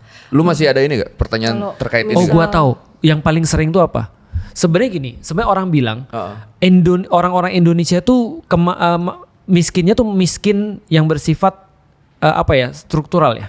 Ya, kita Ya. miskin struktural. Sama gitu, apa yang Ya. miskin apa yang istilahnya kalau dia di ujung jurang itu yang begitu dia sakit dia langsung jatuh miskin itu. Kemiskinan apa? Ada Miskin istilahnya. Ya, jadi ada istilah kemiskinan tapi di ujung margin gitu maksudnya. Oke. Jadi begitu dia sebenarnya baik-baik aja, dia bisa makan, dia bisa Tapi apa. begitu dia sakit, Begitu sakit jatuh. drop. Nah, Kalau mungkin itu rentan. rentan mungkin ya. rentan. Jadi menurutku itu yang mungkin paling banyak tuh. Jadi benar-benar paling yang banyak itu. yang aku lihat sendiri orang-orang banyak masuk rumah sakit akhirnya pinjol. Masuk terus kemudian ketika anaknya nggak bisa bayar sekolah dia pinjol. Sekarang kan kita tahu basic needs bukan hanya makan, tinggal sama pakaian kan, tapi pendidikan termasuk basic Benar. needs. Iya. Benar. Kesehatan apalagi termasuk basic needs, keamanan termasuk basic needs. Benar. Gitu maksudnya. Artinya ya menurutku ya karena udah semakin parah kali ya kondisi ekonomi ya. Tapi kalau misalnya bisnis ini di luar utang dan lain-lain ya. Iya. Oke. Kalau misalnya aku mau apakah ada benda-benda yang nggak boleh dijual oleh orang Islam? Ada. Di dalam Bisnis. Islam basically barang-barang yang nggak boleh dijual adalah barang-barang yang najis, itu nggak boleh dijual. haram. Jadi jualan Babi, daging babi nggak boleh, nggak minuman boleh. keras nggak boleh, Betul. Yang haram juga nggak boleh. Yang haram. kupon judi nggak boleh, Betul. lotre. Jualan perempuan nggak boleh. Iya. Tapi fun fact nih, gue nanya ChatGPT soal itu. Terus gue nanya level-level dosa paling tinggi ke paling rendah apa. Iya. Gue kira prostitusi bakal paling tinggi gitu. Oke. Ternyata kalau kata dia, jualan alkohol itu lebih dosa daripada jual prostitusi. Terus baru babi di bawahnya gitu. Babi nomor 3. Make Pokoknya sense. konsep dia apapun yang kita jual merusak akal manusia atau merusak kesehatan hidup manusia itu lebih berdosa dibanding bahkan jual prostitusi. Make sense. Make sense. Jadi prostitusi paling agir, paling nggak dosa. Enggak juga sih. Bukan paling gak dosa. Dibandingkan dibandingkan. dengan Homer. Iya. Karena Iya. ibarat gue mikirnya ya, karena ibaratnya prostitusi itu ya udah jual perzinahan, tapi orang yang pakai oh ya udah happy terus keluar. Iya, Kalau betul. alkohol dan lain-lain kan bisa bikin Jangka panjang, efeknya lebih Iya. jangka panjang. Tapi kan prostitusi bisa bikin orang kecanduan. Nah, coba kita lihat ya. Itu benar sih. Prostitusi atau seks atau pornografi itu bisa bikin orang kecanduan, itu benar sih. Hanya saja kalau kita fokus bahwasannya arti manusia adalah punya akal, maka kita tahu yang paling valuable pada manusia itu adalah akal. Iya. Karena kalau begitu akalnya rusak, dia tidak ada bedanya daripada hewan. Bahkan lebih rendah daripada hewan. Oh, alkohol tuh bisa ngerusak akal. Banget. Orang kan kalau minum alkohol kebanyakan mabok, akalnya hilang. Iya. Oh, wow. Tahu nggak gimana alkohol ngerusak akal? Alkohol itu dia menghalangi dua saraf ketemu, dua neuron ketemu, itu dihalangin dengan alkohol tuh. Nah ketika dia mau ketemu dihalangin, nggak jadi ketemu kan, jadi nggak nyambung. Iya. Nah, itu kan alkohol tuh. Teorinya kayak gitu. Teorinya begitu. Oh, Nah, oke. kalau kita Tapi bandingkan sama prostitusi, ketika dia melakukan, dia dalam keadaan sadar, Betul. dia berakal Tidak masih kan? menghilang akal. tapi Iya, tapi unik ya. haram kan tetap. Tetap Haram. haram, nggak jadi halal ya. Pernah satu waktu diceritain di dalam Islam satu hadis bahwasanya sebentar aku lupa ini hadis atau cerita para sahabat ya. Nanti aku coba cek lagi tentang seorang yang beribadah, seorang ustadz lah gampangnya ya. Dia diuji dengan oleh setan dengan tiga cara. Jadi setan ini mau buat ahli ibadah ini masuk neraka lah kira-kira gitu. Dia mau menggoda supaya ini berdosa orang. Dia ngajak ke rumahnya dengan niat mau nanya. Setelah dia sampai di rumahnya ditutup pintunya dan dia menyamar sebagai seorang cewek cantik yang sangat menarik lah. Lalu dia di situ ada anak kecil bayi, lalu terus kemudian ada khamar, ada minuman keras. Lantas dia bilang, kamu nggak akan aku bolehin keluar dari rumah ini kecuali kamu pilih di antara tiga. Mau berzina dengan aku, yang kedua mau bunuh anak kecil ini, yang ketiga minum khamar. Kira-kira kalau lu yang jadi ahli ibadah ini, oh jangan lu, dia aja. Kalau lu yang jadi ahli ibadah, lu pilih mana? Yang paling ringan. Zina lah. Zina tuh paling ringan. Oke, menurut lu Enggak. Minum Menurut lu? Homer. Sebenarnya Homer, kalau bagus. paling ringan ini, Iya. kalau dia minum Homer. Kalau lu Zina. zina, bagus. Oke, lihat ya. Ulamanya mikir begini. Kalau gua bunuh orang, jelas ini ada yang mati. Oh iya. Iya. Ada yang Itu hilang jelas nyawanya. nomor satu. Ada yang hilang nyawa. Coret. Iya. Kalau gua berzina, gila, gua ibadah, gua zina. Ini dosa besar banget nih. Iya. Dicoret. Maka dia milih Homer. Aku ahli agama kah? Bagus. Pertanyaan apa? Kenapa Wah, lu ya. milih Homer? Kalau gitu alasannya Ya sebagai udah. ahli Lu jelasin, agama. Lu jelasin. Karena dulu. aku setia. Bagus. Dia setia, dia nggak mau selingkuh. Oh, maksudnya itu. Dan lu nggak mau bunuh orang kan? Iyalah, Tapi lihat kalau apa yang bunuh. terjadi. Ceritanya dia minum Homer. Terus habis itu berzina ya. Setelah itu dia hilang akal. Ketika dia hilang akal tuh rem basically. Jadi ketika dia ngelihat yang cakep, ini bukan punyaku, aku nggak mau selingkuh. Itu rem, itu karena akal. Iya. Ngebunuh terus orang, jangan, ini ada sesuatu yang Oke. sadis. Enggak, jangan. Itu akal tuh. Begitu dia terus kemudian minum Homer, dia lihat cewek cakep, Dihantam. langsung dihantam. Oke, tapi katanya Ustadz kalau Islam kalau nggak ada akal tetap nggak berdosa. Betul. Oh iya. Betul. Make sense. Jadi- loh. Betul. Tapi Jadi kan boleh. self-inflicted. Masalahnya lu Iya. dengan sadar menghilangkan Oke. akal lu. Iya, tapi kan dia dengan niatan minum alkohol untuk nggak berzina kan. Betul. Kayak yaudah aku milih alkohol aja. Tapi kalau bagus. misalnya terjadi Bagus. setelah minum alkohol terus tiba-tiba berzina kan udah di luar akalnya dia. Makanya Allah kasih tahu lewat cerita ini, nanti kita coba pasti cerita ini bahwasanya itulah yang dimaksud dengan dosa paling besar. Oh, jadi dosa paling besar tetap alkohol. Menghilangkan akal. Oh, menghilangkan akal. Bukan Iya, hilang akal ya. Tapi berzinanya nggak dihitung dosa kan jadinya. Dosa. Tapi kan dia nggak Karena itu adalah satu event yang menghantarkan pada event-event yang lain. Iya. Oh. Iya, dia juga jelasin sih di sini kenapa bisnis jual alkohol tuh paling dosa. Iya. Karena dia bisa jadi bibit orang ngelakuin pembunuhan, Betul. kekerasan.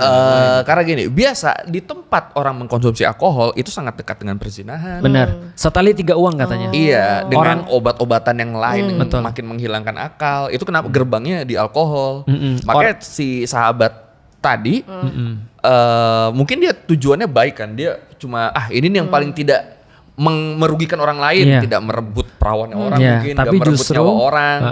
Tapi Hmm. ternyata yang dia hindari untuk dilakukan itu dengan dia minum alkohol malah dilakukan semua kan. Betul. Membunuh juga enggak kan? Membunuh juga. Iya, membunuh Akhirnya dia lihat bayi, dia bunuh. Tiga-tiganya. Iya. Makanya Itu pesannya adalah tetap Jadi lebih baik kalau berzina. ada konsekuensi-konsekuensi, pilihlah yang masih dilakukan dengan akal. ya. Oh. Artinya itulah dikatakan bahwa al-khamru ummul jaroim. Sesungguhnya khamar adalah ibunya seluruh tindakan kriminal. Jadi orang barat bilang ada 3 yang kalau kita temuin satu, kita temuin yang 2 yang lain. Sex, drugs, crime. Sama kan dengan cerita tadi kan. Nah kalau gue ketemu orang kayak tadi, apa yang gue pilih kira-kira? Khamar, bunuh anak kecil, atau berzina? Kabur ya. Bunuh diri. Bukan, bunuh pelacornya lah. Enggak itu guyonan. Oke. Enggak, maksudnya dalam keadaan seperti itu kita nggak boleh milih satupun kalau sudah jahat. Iya. Terus gimana kalau nggak pilih satu pun? Nah, kalau kan apa yang bisa dilakukan oleh setan, iblis itu menakut-nakutin manusia. Iya. Contoh misalnya kayak gini deh. Ya udah kalau aku nggak melawan tiga-tiganya dia bisa apa? Paling aku dibunuh kan? Atau paling aku keluar di situ terus difitnah. Dia berzina dengan ini padahal aku tidak kan daripada aku melakukan sesuatu lalu tadi menghilangkan akal. Makanya di dalam Islam itu akal itu menyebabkan orang bisa punya rem. Tapi kalau enggak, dia jatuh seperti binatang ternak bahkan lebih parah. Dari tadi kan sebenarnya kita kan ngomongin halal haram bisnis ya. Betul. Saya adalah korban bisnis syariah kalau Anda ingat. Betul. Kenapa kita tidak masuk ke situ? Iya, itu problemnya juga. Nah, aku melihat sekarang ini penting banget ya soalnya ya. Dan ini menurutku sekarang menemukan banyak sekali kejanggalan juga. Aku jelasin dulu.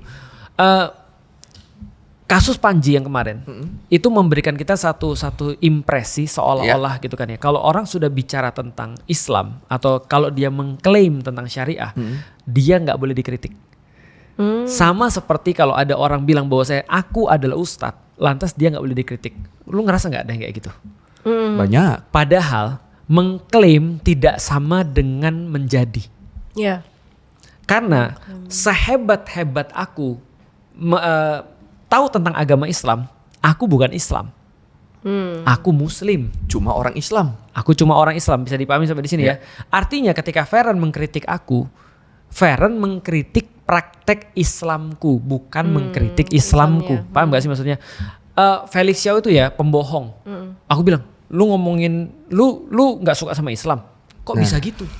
Benar. Iya, harusnya. Kan lu nggak suka sama gua, bukan nggak suka sama Iya, Islamnya. iya. Artinya gua tidak akan seberapapun hebat gua dan sepintar apapun gua mempraktekkan Islam, gua hanya mempraktekkan Islam, bukan Islam. Nah, artinya mengkritik perilaku orang Islam atau mengkritik perilaku Muslim tidak sama dengan mengkritik Islam. Oke. Artinya Koi itu bisa jadi dirugikan dan dibohongi oleh pelaku bisnis syariah. Tapi Koi tidak pernah dikecewakan syariah. Oh, syairah.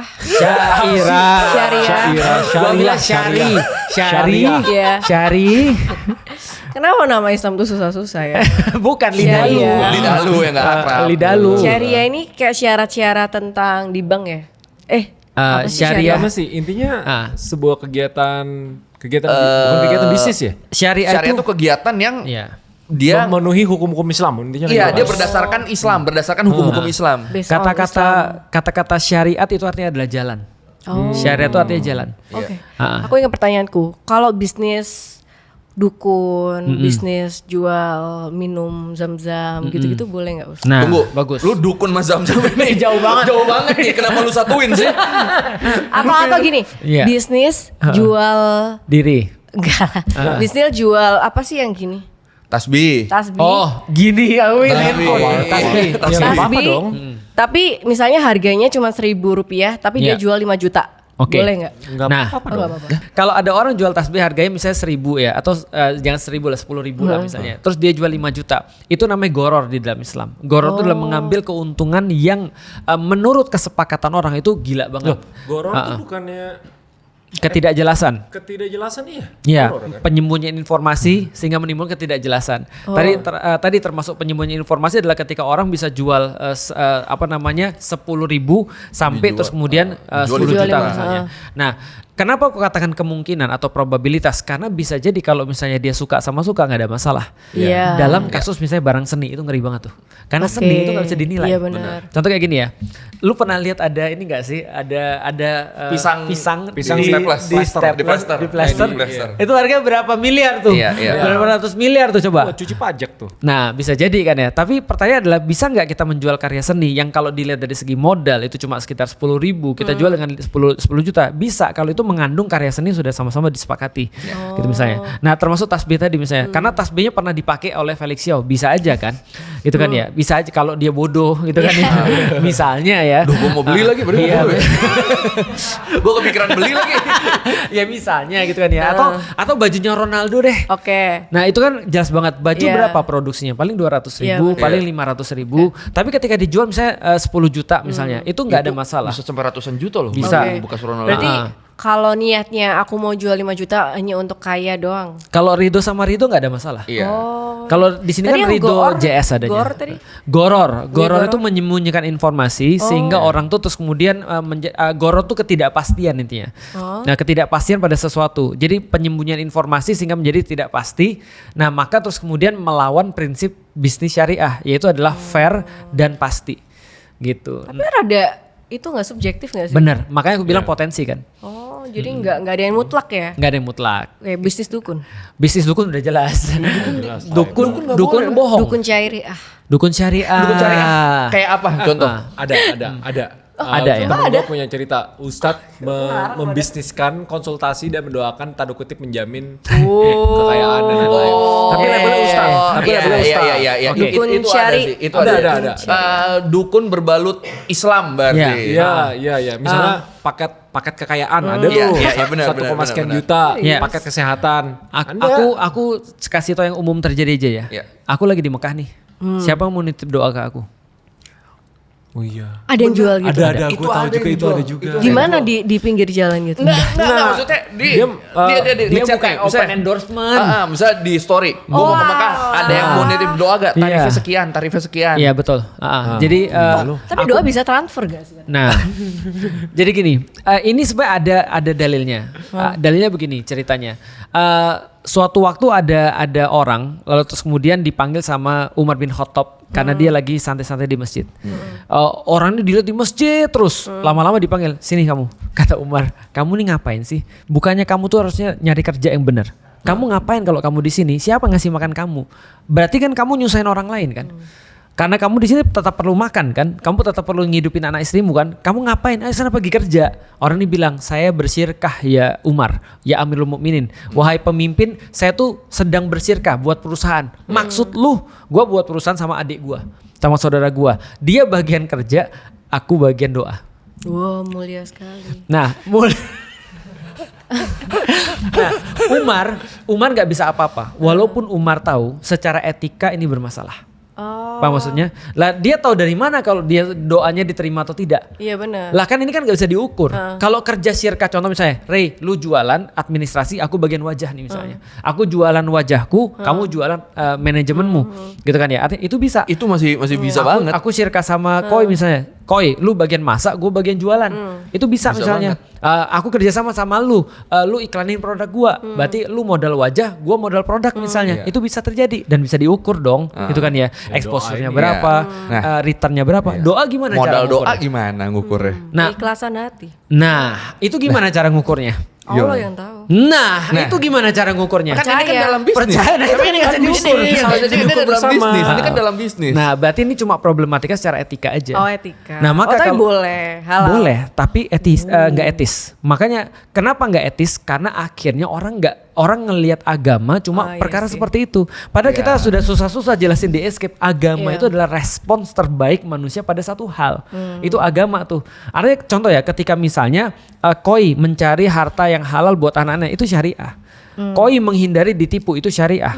Koi bilang bahwasanya orang sholat belum tentu soleh, itu syariah. Iya. Itu syariah loh. Saya pun sekali ditipu sama syariah kok. Nah, itu Ya, syariah juga. mengatasnamakan syariah. Nah, Oke. artinya bukan syariahnya, tapi Iya. orang yang berusaha mengatasnamakan syariah. Nah, ini yang perlu kita kasih tahu pada masyarakat. Problem solving itu harus melibatkan sesuatu yang bisa diukur. Karena kalau dia tidak melibatkan sesuatu yang bisa diukur, namanya bukan problem solving, itu nambah masalah. Itu nambah problem, bukan problem solving. Oh, berarti boleh jual doa. Gak etis. Tapi nggak etis doang kan? Nggak etis. Tapi boleh. Boleh. Oke. Bisnis baru guys. tapi terus terang ya, aku sama sekali tidak pro pada orang jual doa. Iya. Serius, Tapi aku baru tahu karena ada kayak pikirku gitu. gini ya, kenapa lu harus jual doa gitu maksudnya? Cari Aku secara duit. pribadi, betul. Aku secara pribadi ya, aku melihat orang-orang lain itu bisa jadi doanya lebih makbul atau lebih bisa diterima oleh Allah daripada aku. Nah, makanya di dalam Islam ada terus kemudian aturan yang lain. Kata Rasul, doakanlah saudaramu di saat mereka nggak tahu. Karena waktu itulah doamu tuh melesat ke langit dan diterima oleh malaikat. Dan malaikat ketika mendengarkan doa itu, maka dia berkata, amin, amin bagimu yang demikian. Contoh misalnya aku bilang ya Allah buat Koi kaya ya Allah. Itu berarti ketika aku doa begitu di bulan Ramadan kayak gini nih misalnya nih, maka malaikat akan bilang amin amin ya Allah semoga bagimu juga. Itu katanya para ulama adalah cara terbaik untuk bisa mendoakan orang lain dapat pahala dan sekaligus dapat doa yang sama. Jadi Oke. harus diam-diam. Iya diam-diam lebih bagus karena tadi malaikat nerima. Karena kalau lu diam-diam otomatis lu nggak punya motif dong. Iya. Lagian, Orang yang mendoakan orang lain diem-diem cenderung punya- ikhlas pasti. Iya nggak Karena punya diem-diem motif kan. duit dong. Ah. Yang lu bilang tadi ikhlas. Iya. Lagian doa dan ekspektasi menurut gue nggak go hand in hand. Kalau Iya sih. berdoa ya berdoa gitu loh. Iya benar aku Iya, sepakat benar, sih. benar. Artinya kalau doa ya doa itu berarti melibatkan bukan ikhtiar tapi tawakal. Tapi kalau usaha itu melibatkan ikhtiar bukan tawakal. Apa arti tawakal? Nggak tahu, itu next episode ya. Enggak. Itu udah. Itu udah bahas di season 1. Oke, kita lanjut ke pertanyaan. Tapi menurut lu deforestasi di Indonesia udah parah banget, Fer? Pembakaran hutan. Ya udah parah banget, enggak pembakaran. Ya pokoknya hutan dihantam tuh levelnya udah parah belum kalau menurut lu di Indonesia? Parah sih. Apa buktinya parah? Kelapa sawit itu dari deforestasi. Iya. Bukti parahnya adalah Harrison Ford aja sampai kesini marah-marah kan. Iya. Haris apa? Harrison Ford. Dia ngapit. Udah Han Solo. Tanya aja pertanyaannya. Tanya aja pertanyaannya. Oke, kita baca pertanyaan dari netizen. Ustadz, Ya. saya punya usaha yang dekat dengan dunia malam. Karena itu yang bisa menghidupi 5 anak saya. Saat saya ditinggalkan demi cari yang halal, penghasilan justru tak mencukupi kebutuhan keluarga.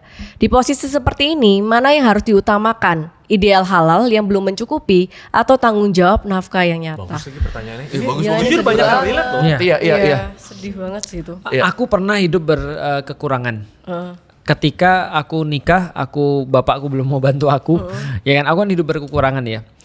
Di titik itu aku makan cuma memang sehari sekali atau 2 kali. Kirain makan babi. Ya enggak makan babi. Belum. Tapi bagiku ya, ini balik lagi tentang mental ya. Aku udah bilang sama istriku, sebenarnya kekurangan itu kan kalau tidak sampai mati ya. Kalau tidak sampai mati kekurangan itu kan akan jadi cerita ya. Kita tuh lebih banyak nyeritain yang susah-susah loh daripada yang seneng-seneng. Iya benar. Iya. Coba orang tua lu bilang zaman dulu, nah gitu kan ya. Zaman dulu mama pakai mobil nggak akan diceritain nggak tuh. mungkin. Nggak akan diceritain. Nggak mungkin. Benar. Pasti yang jalan kaki Iya. ke sekolah 1,5 kilometer. Iya, gitu. nyelam dulu, nyebrang Nyelam dulu, lautan. menyelamatkan dunia. Kayak baru diceritain kan. Nah, artinya mentalku sama istriku aku udah ngasih tahu dan dia sepakat daripada lu pulang bawa duit haram mendingan lu nggak usah pulang sama sekali. Oke. Kenapa? Karena kalau lu bawa duit haram, maka ini akan berefek ke kita kan gitu kan ya. Kita menjadi mewajarkan suatu keburukan. Nah, mental ini sebenarnya harus dipelihara. Bahwasanya kurang itu bukan berarti dosa. Nah, artinya yang harus kita hindari adalah dosanya itu. Kecuali kalau dalam kondisi tadi benar-benar dia mati kalau tidak makan atau tidak mengkonsumsi itu beda lagi Kan hukumnya. ada manusia yang mau menurunkan kualitas hidupnya. Betul. Itu. Itulah mental. Jadi gini ya, terus terang ya. Terus terang ini mungkin ketika aku ngomong akan banyak yang relate. Tapi aku cuma pengen kasih tahu aja dan sudah aku praktekkan ya. Jadi gini, ada banyak orang yang ketika dia dalam kesulitan, dia misalnya sudah capai satu status tertentu dalam hidupnya, dia nyekolin anaknya di sekolah-sekolah yang dalam tanda kutip costly gitu kan ya. Ketika terus kemudian dia lagi nggak punya lagi drop, dia minjem uang ke orang. Aku bilang sama istriku, kalau kita dalam kondisi yang sama, catat baik-baik, aku nggak akan mungkin minjem duit sama siapapun. Karena anakku nggak sekolah, itu tidak dosa. Maka aku yang akan ngajarin mereka. Dan Allah pasti akan memudahkan aku untuk ngajarin mereka. Kalau seandainya memang aku nggak ada duit, jadi aku nggak mau minjem untuk nyekolahin anakku kalau aku. Jadi aku akan nurunin standar. Jadi nurunin standar itu ya tergantung masalah mental aja sih menurutku sih. Karena banyak orang mohon maaf ya, kadang-kadang ada orang yang minjem uang gara-gara untuk mempertahankan anaknya harus sekolah di sana. Orang jadi mikir dong, kenapa kamu harus ngajarin kayak gitu? Dan mental anaknya apa? Dia bilang, ini demi pendidikan, aku rela untuk bertanggung jawab demi pendidikan. Betul, tapi kan bisa di sekolah yang lain yang nggak semahal itu. Nanti mental anaknya seperti apa? Anak juga akan begitu juga. Kadang jadi ini kayak lu jadi nyekolahin anak lu biar dia pinter apa buat gengsi lu doang, jadi gitu kan Iya. nanti. Balik lagi. Jadi artinya ini memang masalah mental sih. Kecuali kalau sudah berkaitan dengan masalah darurat ya. Tapi what if kayak mamanya juga nggak ada kapabilitas untuk ngajarin, kayak misalnya pendidiknya juga kurang. Betul. Mendingan gak usah sekolah sama sekali. Yuk kita belajar bareng-bareng. Yuk ngajak Ustadz Enggak, belajar bareng-bareng. Ibunya juga belajar kan. belajar sama siapa? Belajar sama siapapun. Banyak sekolah-sekolah informal yang lain. Iya. Oh tetap cari di lingkungan itu Nah, ya. Ilmu kan gak harus dari sekolah sebenarnya. Betul. Ya, tapi kan idealnya begitu. Kayaknya kalau gue di posisi orang yang sudah beriman banget ya, udah kafah nih, dan ada situasi kayak gitu, pasti gue jalan tengahnya sih. Gimana? Misalnya jalan tengah gue ya. Mungkin bisnis malamnya tetap jalan, tapi gue misalnya komprominya adalah gue nggak daily operasional lagi. Misalkan kayak gue tutup setengah mata, ya sudahlah, gitu ini di jalan gitu. Ada kompromis lah ya. Gue ya sebagai manusia berdosa ya udah, tapi dosanya gue dikitin gitu. Iya. Daripada Oh iya. kayaknya realistisnya orang bakal kayak gitu sih. Iya. Untuk mayoritas orang Indo ya. Iya. Apalagi di situasi kayak gini bukan sekedar quality of life doang, tapi kan keamanan jangka panjang juga kan. Iya. Dalam kasus seperti itu aku cerita ketika aku pacaran ya. Aku pacaran lalu aku masuk Islam. Dan aku tahu kemudian pacaran nggak boleh di dalam Islam. Aku cerita sama ustadku waktu itu, Fatih Karim. Aku bilang, tapi aku sayang banget sama dia gitu kan. Aku kan bucin banget sama dia dan segala macam. Waktu itu Fatih Karim bilang begini, ya udah yuk kita kajian dulu yuk. Tapi dia tidak membolehkan, karena ketika dia membolehkan itu berkaitan dengan hukum. Berarti nggak apa-apa kamu pacaran aja terus ngaji aja. Mungkin dengan itu aku akan bisa berubah sedikit demi sedikit. Tapi akhirnya nanti aku akan tahu bahwa itu nggak apa-apa ya ternyata ya.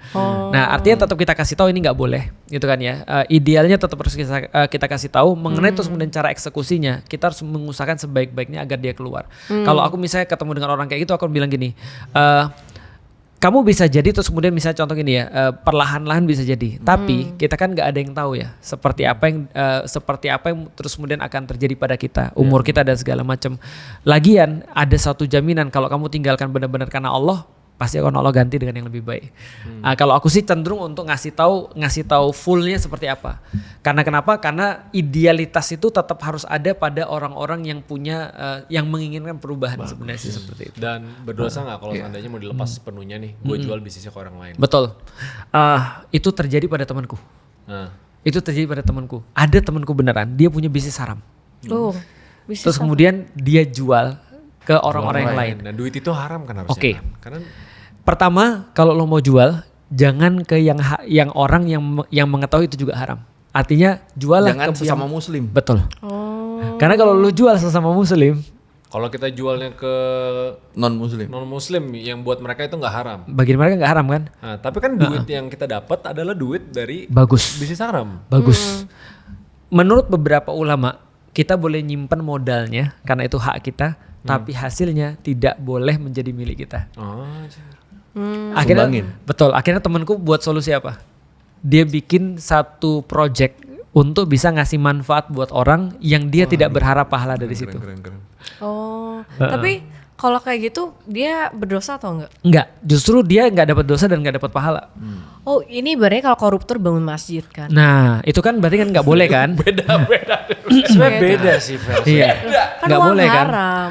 Enggak, itu Enggak, uang kan haram, nggak haram. bukan milik dia kan? Iya. Dia jadi nggak boleh dia manfaatin untuk sesuatu kebaikan. Iya. beda Karena kan awalnya ini bisnis gua nih, tapi bisnis klub malam. Iya, Bisnisnya kan haram kan. Iya. Gua jual orang lain, modal Yang boleh gua tunggu, simpan. keywordnya dijual ke yang tidak muslim, yang tidak mengharamkan betul. itu. Oh kalau koruptor. Duitnya Beda. kita pakai untuk suatu bisnis-bisnis yang tidak kita harapkan pahalanya. Beda kalau koruptor. Koruptor kan itu kan bukan Dia. milik dia. Iya. Dia kan nggak bisa Koruptor tuh membelanjakan basically dong. maling, nyolong duit dari tempat yang bukan punya dia. Oke. Iya. Berarti kalau misalnya jadi prostitusi, itu uangnya halal atau haram? Jauh ya. Ya haram dong jelas. Tapi kan Lu dapat. daripada ngaco, lu pengen lihat muka Ustadz Felix waktu masih punya pacar gak? Tuh. Nih waktu masih punya pacar nih. Lu apa Gue kadang bedanya? penasaran thought prosesnya dia. Kenapa lu ngerasa Iya, prostitusi ada kenapa pertanyaan bisa halal? prostitusi duitnya Oh bisa enggak, halal? soalnya tadi bahas tentang jual Tapi bagus, malam. dia maksudnya cara berpikir dia udah mulai kritis banget sih kalau aku lihat. Tunggu dulu. Karena- Kan berarti dengan dia pakai Iya. logika tadi, berarti maksudnya boleh jadi prostitusi asal dijualnya ke yang bukan muslim. Iya, nggak gitu. Jadi gitu dong. Nggak gitu. Ya, boleh jual diri. Enggak bukan gitu pakai dong. kritis. Kliennya Bukan klien kritis itu lebih ke Mencari aja. pembenaran ya? Iya. kliennya budak. Kita tetap nggak boleh dong. Kan Lu yang nonton Buddha banyak loh. iya. Apalagi Enggak. Buddha lebih nggak boleh lagi. Kan itu kan prinsipnya gini. Zina aja udah haram Iya. Iya. dengan siapapun. Oke. Lu mau lari ke binatang pun Iya. haram. Kecuali kalau lu tinggal di Jerman yang memperbolehkan prostitusi misalnya. Itu legal. Oh itu Ada yang legal. Tapi Tetap bagi banyak yang Islam haram. Oh jelas. Tetap haram, tetap haram. Bagi orang yang berakal tetap haram. Dia berharap ada fatwa Jerman. Oh iya. ada fatwa di Jerman. Mazhab Jerman, Bukan berarti kalau ulama tinggal di Jerman jadi boleh. Ya nggak boleh, kan tetap patokan utamanya ke Islamnya dulu. Iya. Oke. Kalau kita orang Islam. Next. Next question. Abis ini satu Tanggapan. terakhir. Wah, bagus nih, Rat. Apa tuh? Tanggapan mengenai statement dari salah satu tokoh PBNU yang menyebutkan bahwa menyogok atau suap untuk mendapatkan hak itu diperbolehkan. Sementara dalam Islam, suap hukumnya haram secara mutlak bagi pemberi, penerima maupun perantaranya karena merusak keadilan dan melanggar syariat sebagaimana disebutkan dalam Al-Qur'an, hadis yang melaknatnya. Emang ada tokoh PBNU ngomong gitu? Ada, kan? Soalnya yang saya tahu kan yang ustadz kan. Iya, Kalau ada yang tokoh. orang Ada. Tapi gue gak tahu itu PBB atau enggak. Tapi ada yang Iya, bilang ada. suap gak apa-apa. Iya. enggak, kalau gue ngomong Siapa ada ya? yang gini Ada, kalau gue ada. ustadz itu bagus banget. Dia bilang gini. Iya. Nggak masuk, nggak dosa. Suap itu nggak dosa. Kalau ada Oh iya, di Al-Quran. Ustadz kan? Iya, tapi ada endingnya. Gue inget. Kalau lu nonton full suap nggak dosa. Kalau ada ustadz yang mau ngelawan saya datang ke saya di Al-Quran segala macam nggak dosa. Iya, Karena benar. disebut itu nggak disebut berdosa, langsung masuk neraka. Betul. Gue liatnya yang gitu ya. Gue nggak tahu nih kalau PBNU yang Iya. ngomong gitu ada apa enggak. Ya. Jadi yang ngomong itu Pejabat ada setahu gue sih. ada yang ngomong itu sama seperti yang ngomong Wahabi lingkungan. Oke. Jadi yang pernyataan kayak tadi itu sama tuh. Jadi wabi lingkungan. Jadi gini ceritanya. Aku jelasin dulu ya. Dalilnya jelas ar-rashi wal murtashi finnar. Orang yang nyogok dan yang disogok itu masuk neraka. Oke. Langsung. Langsung. Nah, jadi tadi yang dibilang nggak dosa langsung masuk neraka tadi. Tobat. Kalau tobat Kalau tobat beda urusannya. Oke. Nah, guyonannya tadi itu nggak dosa langsung masuk neraka. Iya. Padahal Oh. maksudnya masuk neraka artinya Iya. itu dosa artinya. Oh, iya, iya, oke. Dan setiap dosa pasti bisa tobat lah. Nah, kenapa? Lu bayangin aja kalau ada orang nyogok itu kan bener-bener tadi merusak rasa keadilan kan. Lu ada ngantri, tiba-tiba ada orang nyogok, tiba-tiba langsung sampai ke depan. Iya. Lu misalnya lagi ngantri jabatan nih, tiba-tiba ya kira-kira gitulah offside. Itu kan. Iya, dia nggak usah kayak diri sendiri loh. Bagus loh. Bagus loh. Sadar diri gua. Iya. Nah, jadi gini. Nah, jadi dalam kasus itu sebenarnya gini ya. Mungkin aku berbaik sangka kepada yang ngomong ya. Iya. Bahwasanya yang ngomong tuh bermaksud begini. Dalam kondisi sistem balik lagi ya, sistem yang rusak di mana kita tidak bisa mendapatkan apa yang menjadi hak kita kecuali dengan menyogok, Iya. maka itu menjadi boleh. Lebih kepada Mubah. bukan boleh, lebih Makruh. kepada kita dizolimi. Karena jatuhnya kita udah korban kan. Iya, kita udah korban. Mau nggak mau kalau nggak nyogok gue nggak dapat. Iya. Udah gitu kan. Contoh ya, ada kondisi-kondisi di mana kita, ya Antum lebih tahu lah, lu Iya. lebih tahu lah dalam soal kayak ini, bisnis lah, lu kan Iya, orang iya, bisnis. Kita tahu lah bahwasanya birokrasi kita tuh bobrok, Iya. gitu kan ya. Birokrasi itu udah masuk apa ya, patologi birokrasi, di mana ketika birokrasi itu justru menyulitkan bukan memudahkan yang kita bahas kayak yang kita bahas kemarin. Nah, maka ketika dalam kondisi seperti itu sebenarnya birokrasi itu dijadiin sebagai alat untuk bisa narikin duit dari orang. Gitu maksudnya. Dan kalau kita nggak bayar, kita nggak akan jadi-jadi sementara kita perlu ini. Iya. Contoh misalnya ya, bikin siup misalnya. Atau bikin apalah yang berat-berat ya. Itu kalau misalnya di satu titik kita udah bener-bener coba, bener-bener datang, berusaha nggak dapat juga. Iya. Ya artinya cuma kurang satu itu. Iya. Lah maka ketika kita nyogok itu menjadi sesuatu kezoliman. Contoh lagi ya, contoh Zolim pajak. terhadap kita kan. Pajak misalnya. Pajak menurut lu di dalam Islam boleh atau enggak? Boleh. zakat kan. Pajak, Bukan, pajak. Oh, beda. pajak penghasilan lu bulanan. Nggak tahu boleh mungkin. Boleh nggak kira-kira? Di dalam Islam tidak ada Nggak tarikan pajak. Oh nggak boleh ada pajak. Nggak boleh. Oh. Artinya Rasul ngomong yang lebih ngeri nih. Nanti boleh dicek dalilnya. Walaupun tadi pasti ada ulama-ulama yang membolehkan juga pasti. Ya. Balik lagi kita bahas tentang syariat, artinya bahas tentang perbedaan memahami dalil kayak kemarin kita bahas ya. Udah bahwasanya ada ulama yang berbeda. Tapi aku mau ngasih satu hadis dari Rasulullah. La tadkhulul jannah sahibul maksi. Artinya adalah tidak masuk surga para penarik pajak. Oh, jadi pajak itu haram. Nah, di dalam Islam. Dalam Karena pajak yang dimaknai pada saat di zaman Rasul adalah tarikan kayak upeti. Jadi kayak biaya perlindungan. Lu gua lindungin, lu bayar ke gua. Berarti kalau aku nggak bayar pajak gak dosa. Di dalam Islam. Ayo, mau gak ngebayar pajak ke dosa? Pikiran-pikiran obstruktif dia muncul nih. Tapi akhirnya Nggak lu bayar dapat pajak. masalah kan? Iya sih di penjara. Aku nggak pajakku dengar. rapi. Setiap tahun aku bayar pajak. Loh, katanya tadi siapa yang narik pajak nggak masuk surga. Tapi kan bukan yang bayar pajak kan? Karena Ya, aku dalam kita kondisi dizolimkan. dipaksa. Iya. Begitu aku tidak bayar pajak, apa yang terjadi pada aku? Di penjara. Iya di penjara. Bisnisku dihancurin dan segala macamnya. Berarti ketika aku bayar pajak itu dalam kondisi aku dizolimi. Aku nggak punya pilihan. Jadi nggak ada pilihan lain Nah, ya. dalam kasus suap tadi, kalau memang benar-benar nggak ada pilihan, ya udah itu berarti dizolimi, bukan mubah, bukan boleh, tapi dizolimi sebenarnya. Nah, artinya ini tidak melibatkan apa suap dalam rangka meluluskan semua yang kita mau agar bisa jadi lebih cepat dan segala macam. Itu nggak boleh. Pada dasarnya nggak boleh. Suap karena terpaksa, oke. Tapi kalau suap untuk punya tujuan, Iya. padahal ada cara-cara yang halal, Iya. gitu tidak boleh. Nggak boleh. Dalam level apapun, bahkan ya, contoh ya, kalau aku sudah menjabat nanti sebagai pejabat misalnya, walaupun nggak mungkin ya, tapi kalau aku menjabat jadi pejabat ya di pemerintahan misalnya, yang boleh ngasih aku hadiah adalah hanya orang-orang yang dulu biasa ngasih aku hadiah. Yang lain nggak boleh, karena itu termasuk gratifikasi. Ya. Jadi kalau lu mau ngasih aku hadiah sebelum aku jadi pejabat dari sekarang, Dari sekarang. supaya nanti Oke. boleh. Oke. Kalau nggak gratifikasi pasti. Oke. last question. Kita Loh, Oke. dengan ada cepat. dua yang bagus sebenarnya. Iya, Ya udah tuh satu aja tuh. Dua-duanya oke. Ya udah sini ke aku Yaudah, satu. yang cepat ya, yang cepat ya. Ya. Oke. Kenapa lembaga pendidikan berbasis agama justru sering dijalankan seperti bisnis dan guru-gurunya tidak disejahterakan? Apakah termasuk bisnis yang haram atau tidak? Nah, kesalahan Ini salah maksudnya pesantren? pesantren, sekolah Islam biasanya lebih mahal daripada sekolah-sekolah yang Iya, negeri. umum, negeri segala macam. Nah, aku ingin meluruskan konsep yang salah tentang pendidikan. Bahwasanya di dalam Islam selalu ada orang yang aku dengar bilang gini, di dalam Islam pendidikan itu gratis. Pendidikan itu gratis. Iya tuh, bener. Kayak misalnya kita Iya. bikin escape, kita jual tiket. Ada kan yang pernah komen kan? Iya. Iya, kan? betul. Agama kalau dijual. Harusnya gratis dong kalau emang niat dakwah gitu. Nah, aku ingin meluruskan miskonsepsi adalah pendidikan di dalam Islam tidak pernah gratis. Tidak pernah gratis dan tidak pernah murah. Oh memang dari dulu. Ya dari dulu. Jadi kita harus kasih tahu bahwasanya di dalam Islam pendidikan tidak pernah gratis dan tidak pernah murah. Jadi konsep bahwasanya pendidikan Islam itu gratis dan murah dihapusin dulu dari kepala orang. Tapi Asal mulanya dari mana dia ngerasa kayak gitu harusnya? nah, karena orang-orang yang salah mendakwahkan Islam. Seolah-olah Islam tuh murah dan Islam tuh gratis, gitu kan ya. Nah, tapi di dalam Islam ditentukan siapa yang nanggung biaya pendidikan itu. Siapa? Itu problem negara. Nah, itu enak kan? Jadi pendidikan memang nggak bisa murah karena pendidikan harus punya kualitas. Contoh ya Vietnam, berkali-kali kau ceritain. Vietnam kan udah di atas kita kan.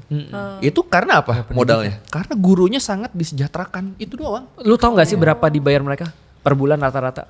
Aduh, angka pernah bisa ditonton di Learning by Googling Oke. episode Guru dunia pendidikan Vietnam. Berapa sih kira-kira?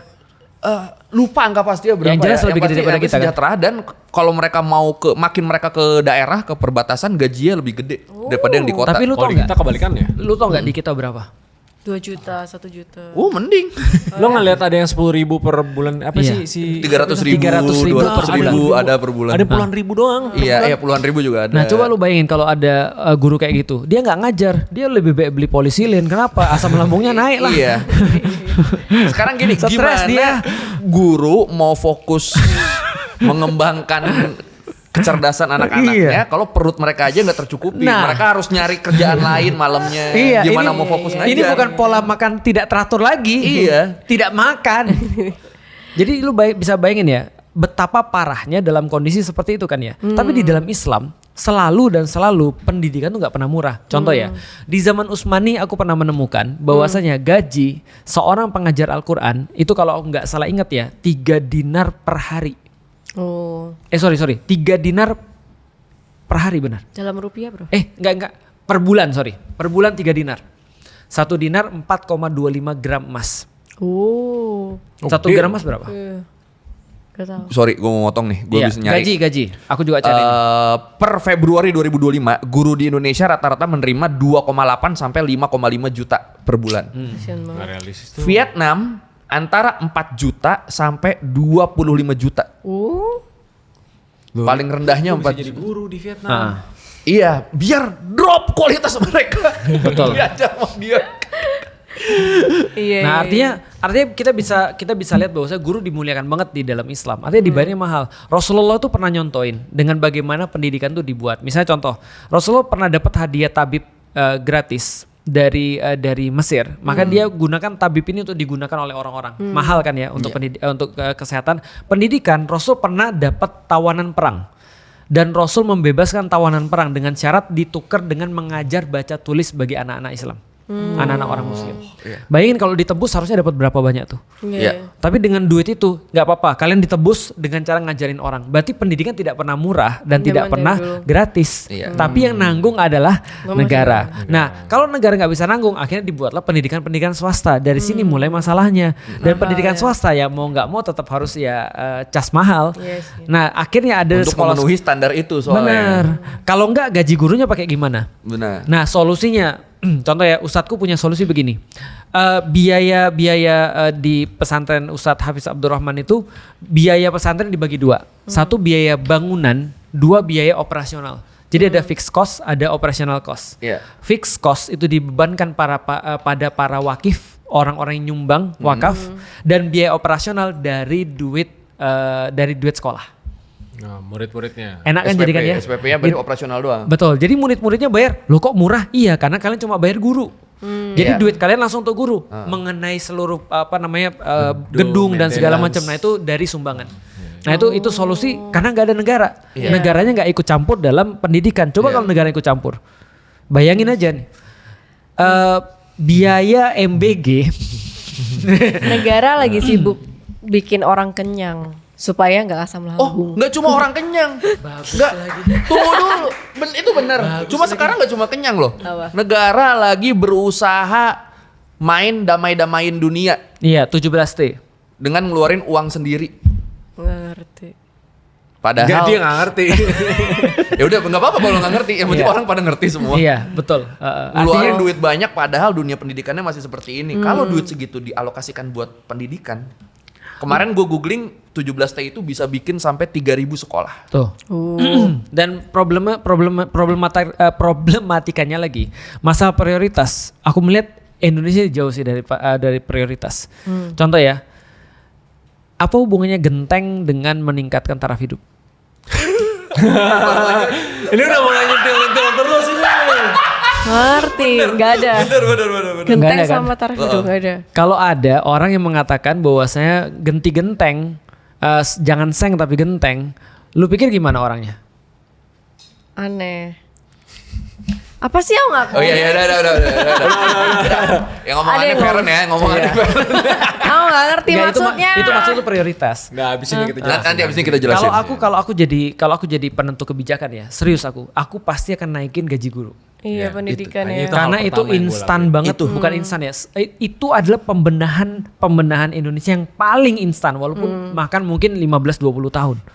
Dan efeknya langsung berasa di generasi selanjutnya loh. Iya, benar. Gak perlu nunggu terlalu lama. Benar. Artinya udah dibahas kan ya bahwa menaikkan gaji guru itu langsung berefek pada daya saing SDM. Semuanya, semua. Mental Nggak dan ada lain-lain. negara yang mensejahterakan guru, negaranya turun. Nggak ada. Gak ada. Itu investasi terbaik. Semuanya investasi terbaik. Iya, itu the best investation. Investment mah penyakit ya. Investment. Oke. Artinya itu. Oke, kita balik lagi. Keren. Iya ya.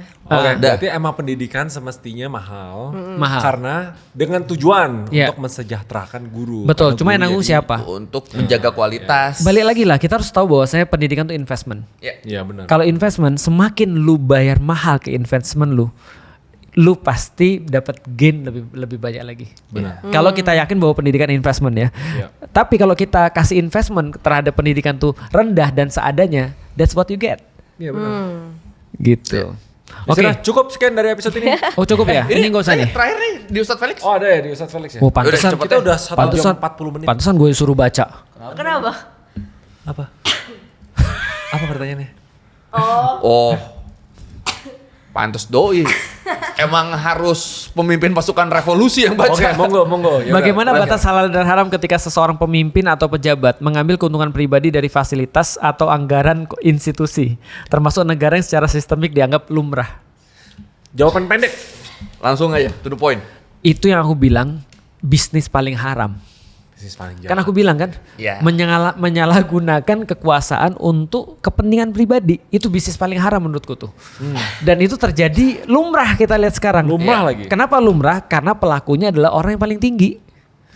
Iya. Lu bayangin ya, susah banget ya. Kita pernah kritik satu dinasti di daerah provinsi Sokovia. Iya kan ya. Itu aja susah banget untuk dihabisin tuh bisnis dinastinya itu.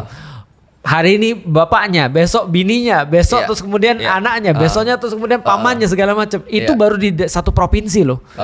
Ini satu negara, lu pikir gimana cara untuk nyabutnya tuh? Makin sulit kan? Iya. Mana yang demo mau di itu lagi sekarang kan? Iya, ada KUHP. Karena Udah. Oke, itulah Oke. bisnis sekarang. Sekian. Intinya kalau gue summarize ada satu yang paling penting.